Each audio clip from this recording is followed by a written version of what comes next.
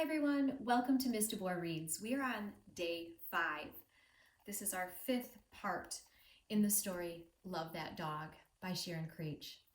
Can't wait to find out what happens today. He has a new dog. We learned about the street he lives on. Come join me. Love That Dog, a novel by Sharon Creech.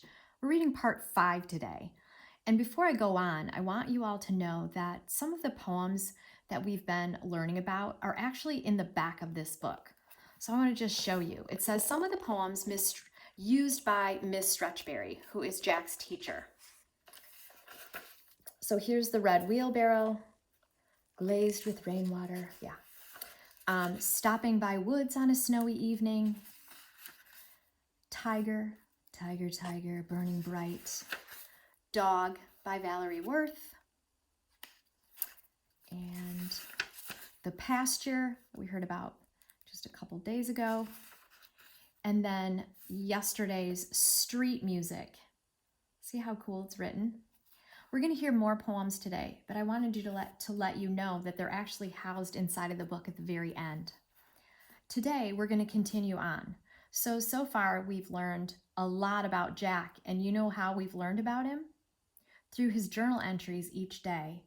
And also through the poems he's been writing, right?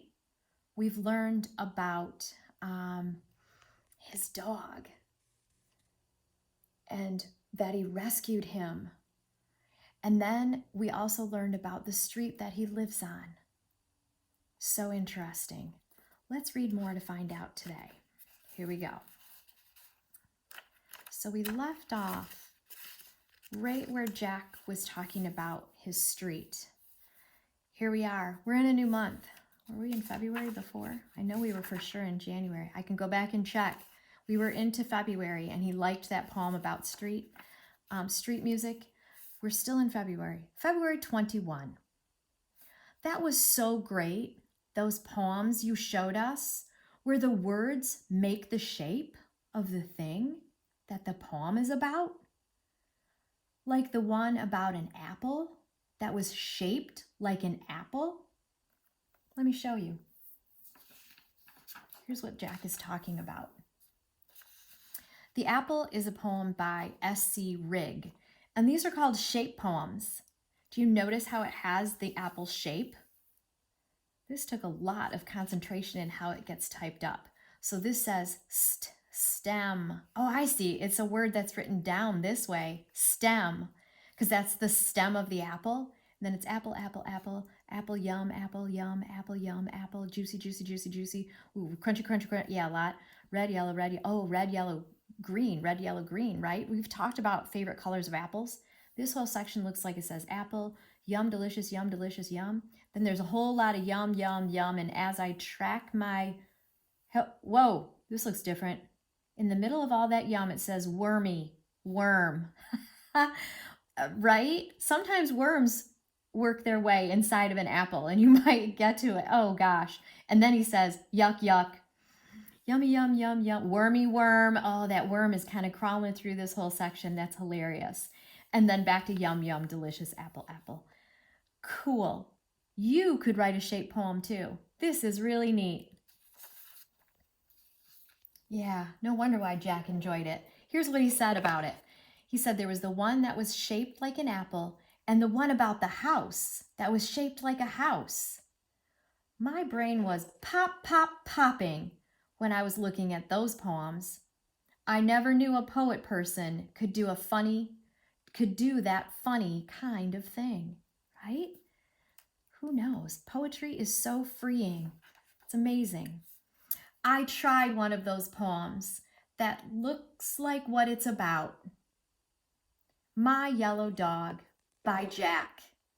Aha, so we're getting some details. Head, head, head, nose, sniff, sniff, sniff, sniff, sniff, slobber, slobber, slobber. Ah, so we know it's a dog that drools. Here's his nose, his head, his ear. Body goes that way. Body, body, body, body, body, body, body, body, body, body, body. Yellow. Tail, tail, yellow, yellow. Wag, wag, wag. Oh, he's a wagger. Leg, here's the leg and paw. Super cool. That's what I mean. You could do a poem like this. March 1st. Yes, you can type up the yellow dog poem that looks like a dog.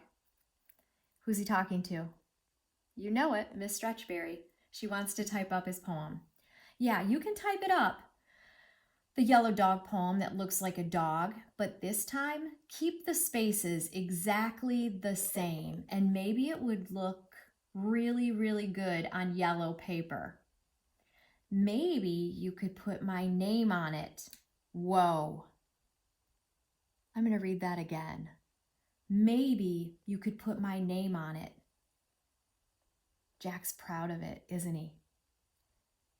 This is a character change and something that readers notice when a character decides to do something different.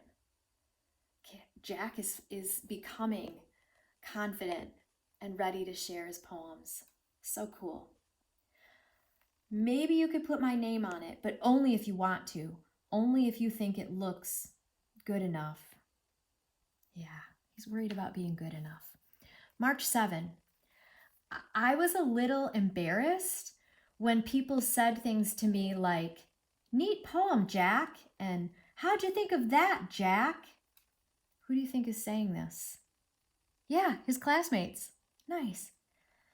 And I really, really like the one you put up about the tree that is shaped like a tree. Not a fake looking tree, but like a real tree with straggly branches. But I want to know, who is the anonymous poet in our class? Who wrote that? And why didn't he or she want to put his or her name on it? Was it like me when I didn't think my words were poems? Maybe you will tell the anonymous tree poet that his or her tree poem is really a poem. Really, really. And a good poem too. Aha. That means that one of Jack's classmates is maybe feeling as tentative as he was about revealing who authored this. When the truth is, yeah, your words are worthy. March 14. That was the best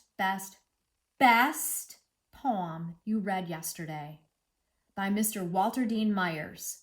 The best poem ever. I am sorry I took the book home without asking. Uh-oh. I only got one spot on it. That's why the page is torn. I tried to get the spot out. Ooh, have you ever spilled on a page and then realized and then try to wipe it up and then it kind of rips the page a little bit? This is how much Jack loved the poem that he literally was like, I'm bringing this book home. I got to show my family.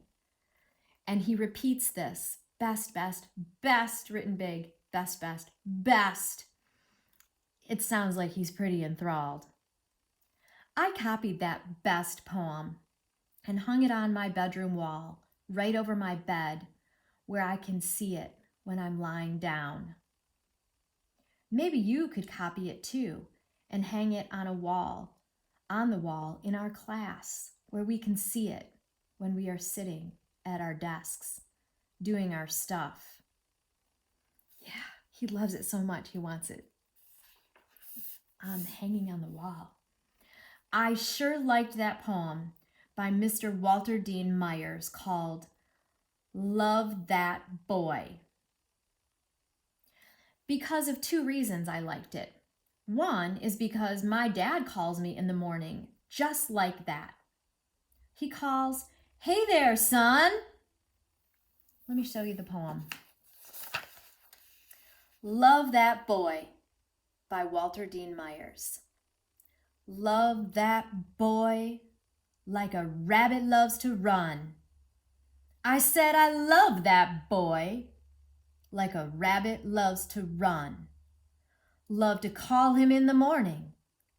Love to call him, "Hey there, son." It's nice rhyme. It has a beautiful rhythm to it, don't you think?